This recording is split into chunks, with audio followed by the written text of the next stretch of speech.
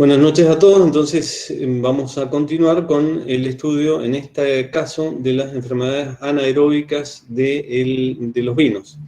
Cuando hablamos de enfermedades anaeróbicas, repito que estamos hablando de situaciones en el seno del vino. Es decir, allí en el seno del vino hay condiciones anaeróbicas o microaerofílicas, es decir, donde la cantidad de oxígeno disponible es muy baja. Las condiciones aeróbicas se suelen dar cuando la superficie del vino está en contacto con el aire. Normalmente cuando la superficie del vino está en contacto con el aire. En el seno del vino, es decir, medio metro, 1 metro, 2 metros hacia abajo, si estamos en una vasija binaria, allí siempre las condiciones van a ser más o menos anaeróbicas. ¿Por qué? Porque allí no llega el aire. ¿Por qué digo más o menos anaeróbicas? Porque puede ser que de todas maneras, por algún motivo, haya alguna disolución de oxígeno. Dicho esto, vamos a convenir que en el seno del vino las condiciones en general son anaeróbicas. ¿Y qué tipo de enfermedades se pueden producir? Ya hemos mencionado, las repetimos: fermentaciones lácticas de los azúcares, fermentaciones maníticas, también de los azúcares, fermentación del ácido tartárico, fermentación de la glicerina, fermentación o grasa o enfermedad de la viscosidad, se fermentan azúcares en este caso. Y también cuando la fermentación maloláctica no es controlada, se transforma esta fermentación, que de suyo en principio es buena, puede que se transforme en una enfermedad. ¿Por qué la consideraríamos enfermedad? Porque las consecuencias de este metabolismo no van a ser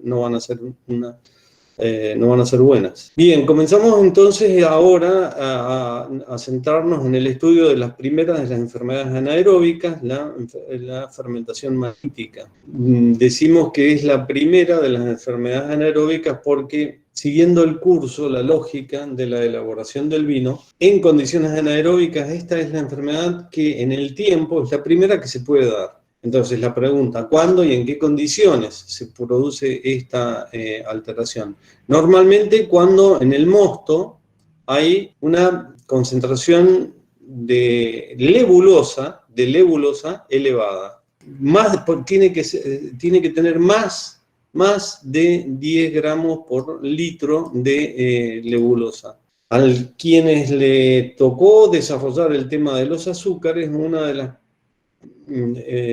las indicaciones que di es que especificara los azúcares que se encuentran presentes en el mosto y cuál es la curva de evolución de los azúcares durante la madurez. Bueno, estos dos azúcares que se encuentran presentes en la uva, los dos azúcares mayoritarios, uno es la glucosa y el otro azúcar es la lebulosa. Son dos hexosas, prácticamente no existe como tal sacarosa en la uva, y si existe es en cantidades insignificantes.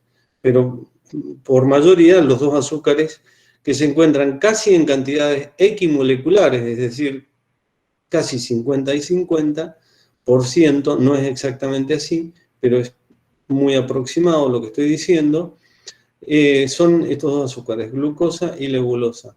Si nosotros decimos que esta alteración se produce cuando tenemos por lo menos 10 gramos de lebulosa, quiere decir que en términos generales, si tenemos más de 10 gramos de lebulosa, quiere decir que el mosto en fermentación debe tener más de 20 gramos de azúcar, porque esto puede variar, pero si hay una proporción 50 y 50 de glucosa y lebulosa, es razonable que si quedan más de 10 de lebulosa, también queden más de 10 gramos de glucosa. También es verdad que algunas levaduras durante la fermentación, consumir antes la glucosa que la lebulosa, pero no es que se termina totalmente la glucosa y recién empieza con la lebulosa. Es un proceso muy dinámico donde van consumiendo las dos hexosas, los dos azúcares, con preferencia de una sobre otra, de la glucosa sobre la lebulosa. Pero para no confundir, y en términos generales, no nos vamos a equivocar si nosotros pensamos que cada vez que hay 10 gramos de lebulosa, también como mínimo va a haber unos 10 gramos de glucosa. Es decir, si hay 10 y 10, como mínimo también en el mosto va a haber 20 gramos de azúcar presente. Digo esto porque esta enfermedad se da cuando, una vez que ha iniciado la fermentación alcohólica. La fermentación alcohólica todos sabemos que es la fermentación de los azúcares y estos precisamente al ser fermentados se transforman en alcohol y anhídrido carbónico, fundamentalmente. Estos son los dos componentes. Acá no vamos a hablar del caso de la glicerina, para no confundir. Entonces, durante la fermentación, cuando la fermentación es un proceso exotérmico, provoca una elevación de la temperatura. Cuando esa temperatura del mosto se eleva y el mosto no es refrigerado, puede llegar a provocar una situación de un aumento significativo de la temperatura del caldo, del orden de los 38 grados, podría ser mayor también. Este aumento de la temperatura del caldo provoca una situación de estrés en la levadura. Muchas veces esa situación de estrés de la levadura provoca una parada de la fermentación. ¿Por qué se produce una parada de la fermentación? Porque es tal el estrés de la levadura que deja de fermentar, muere. Se produce la muerte, lisis celular, la muerte de la levadura. Cuando se está produciendo la fermentación alcohólica, entre otras cosas, podríamos decir que no hay, en el mosto, no hay solamente levaduras, sino que hay, a la vez, levaduras y bacterias. Ahora, cuando el vino, el caldo, está fermentando, y tiene una fermentación alcohólica, el dominio microbiológico del caldo está dado por las levaduras. Y las bacterias en estas condiciones difícilmente se desarrollen, porque quien domina el proceso es la levadura. Como la levadura es un microorganismo muy superior, mucho más grande, incluso mirado desde un punto de vista macroscópico, tiene una dimensión 10 veces más grande que la bacteria, domina el medio y no permite que se multiplique otro tipo de microorganismo, que se desarrolle, que domine el medio otro tipo de microorganismo. Ahora, si la levadura, por ejemplo, debido a un aumento de la temperatura, se estresa y muere, deja el campo liberado a la acción de las bacterias. Y esto es lo que ocurre en la picadura manítica. Mueren las levaduras, dejan el campo liberado a la acción de las bacterias. Tenemos más de 10 gramos de lebulosa, es decir, hay bastante todavía azúcar por fermentar. Recordemos que en un mosto se inicia con una concentración muy alta de azúcar, del orden de los 200 gramos. Pueden ser más, pueden ser menos, depende del tipo de mosto. Y hay que llegar al final de la fermentación sin azúcar. Nosotros estábamos en algún punto de la fermentación con más de 10 gramos de lebulosa y por tanto más de 10 de glucosa, por tanto tenemos más de 20 gramos de azúcar por litro. Y ese más puede ser 20, pueden ser 40, 100, 150 gramos de azúcar. Bien, entonces queda mucho azúcar por fermentar. Comienzan a desarrollarse las bacterias y en esas circunstancias la enfermedad que se puede dar es la picadura manítica, que ya vamos a describir con un poquito más de detalle. Podríamos preguntarnos, ¿cuáles son las condiciones que predisponen a esta alteración? Bueno, una ya la mencionamos, las temperaturas elevadas. La otra, la deficiencia de acidez. Esta actúa, la deficiencia de acidez, indirectamente. ¿Cuáles son las condiciones que dificultan? Bueno, las contrarias. Dosis correctas de anhídrido sulfuroso, no altas, sino correctas, que es distinto.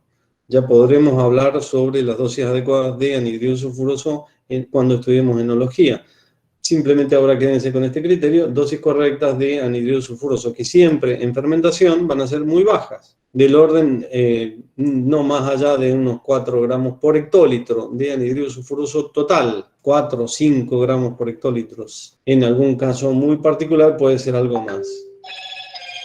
Dosis de acidez total adecuada. Esto implica, si es una acidez total adecuada, que va a haber un pH bajo. Entonces, estos dos elementos, pH bajo, dosis adecuada de anhidrido sulfuroso, inhiben el desarrollo de esta enfermedad. Y siempre va a inhibir el desarrollo de esta enfermedad el control de la temperatura, que es el desencadenante de esta alteración. ¿Qué características organolépticas van a tener los vinos afectados por esta enfermedad? Siempre turbios. En todas las enfermedades los vinos se presentan turbios, difíciles de clarificar. Una vez filtrados se vuelven a enturbiar. ¿Por qué?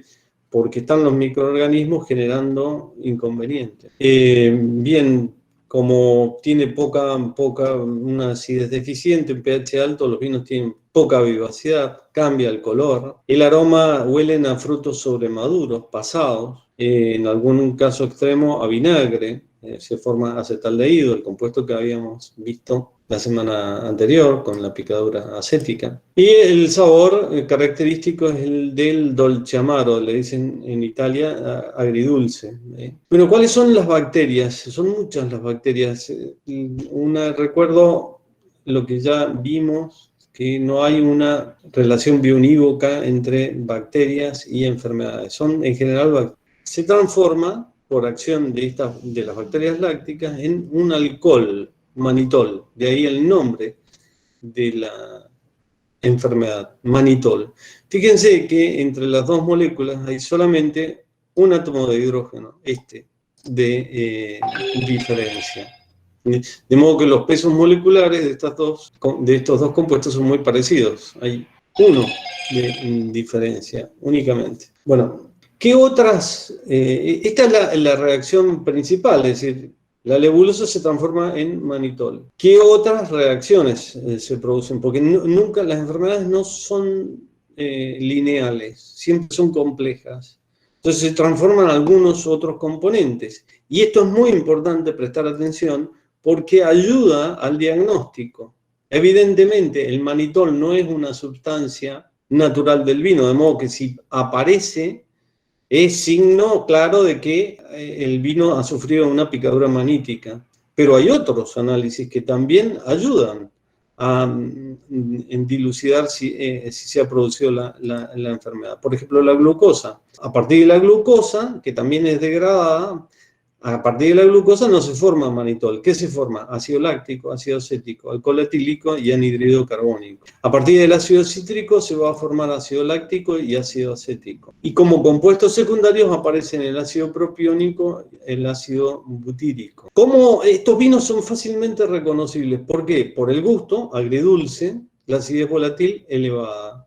Y valores muy elevados del extracto seco, fundamentalmente representado por el manitol. ¿Por qué?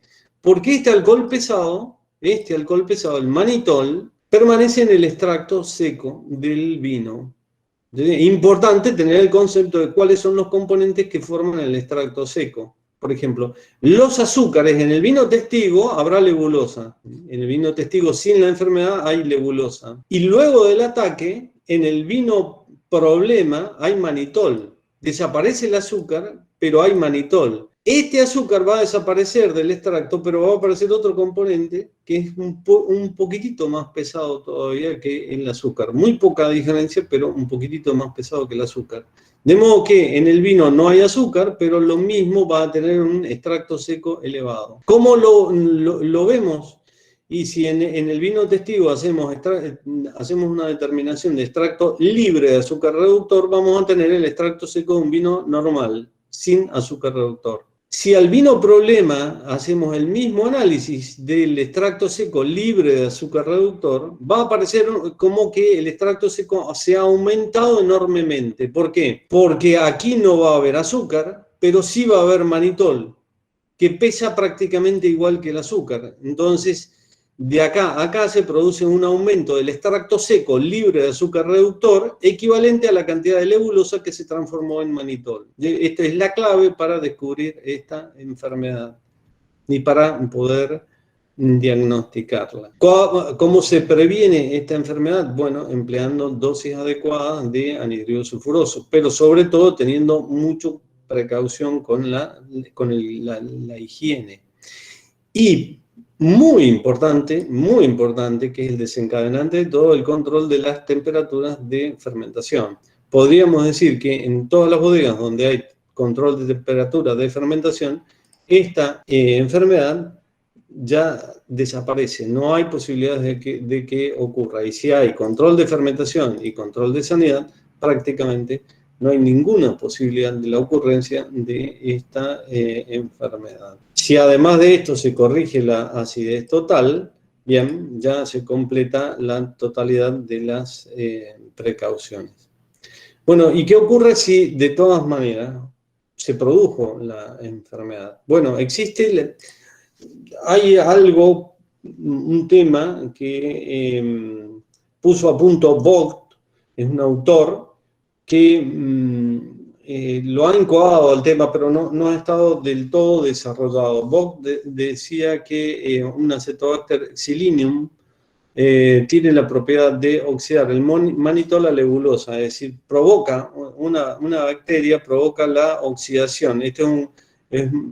Acá se ha producido una reducción, el NAD reducido pasa a NAD oxidado y reduce la lebulosa a manitoles. Acá hay una ganancia de hidrogeniones, se produce una reducción. Bueno, hay un acetobacter que produce el efecto contrario. Ahora, esta fermentación no termina de ser puesta a punto. Probablemente porque ha dejado de tener interés el control de esta enfermedad, más que control la cura de esta enfermedad.